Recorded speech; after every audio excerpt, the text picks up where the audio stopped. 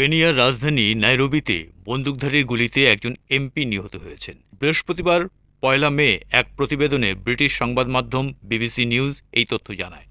স্থানীয় সংবাদ মাধ্যমগুলো জানিয়েছে ঘটনাটি পূর্ব পরিকল্পিত বলে মনে করা হচ্ছে। কেনিয়ার পুলিশ জানিয়েছে পশ্চিমাঞ্চলের কাশিপুল আসনের প্রতিনিধিত্বকারী সংসদ সদস্য চার্লস ওয়েভকে স্থানীয় সময় সন্ধ্যা ৭:৩০টায় একটি ট্রাফিক সিগন্যালে গাড়ি থামানোর সময় গুলি করে হত্যা করা হয়।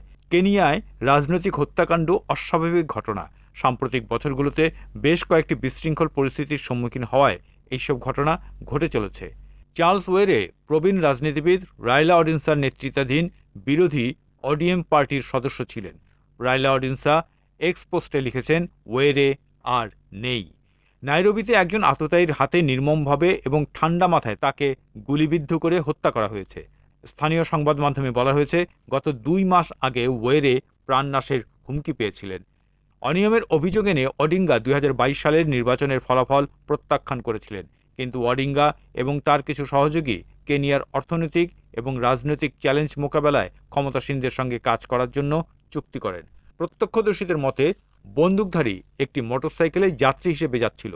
সিগন্যালে এমপির গাড়ি আসলে খুনি পেছন থেকে এসে এমপির গাড়ির পাশে থামে, এরপর নেমে গুলি করে এবং লাফিয়ে মোটরসাইকেলে উঠে দ্রুত মোটরসাইকেলে করে প্রস্থান করে। তবে গাড়িতে থাকা ড্রাইভার ও দেহরক্ষী অক্ষত ছিলেন। হামলার পর সংসদ সদস্যকে দ্রুত নাইরোবি হাসপাতালে নিয়ে গেলেও সেখানে পৌঁছানোর পর কর্তব্যরত ডাক্তাররা তাকে মৃত ঘোষণা করে।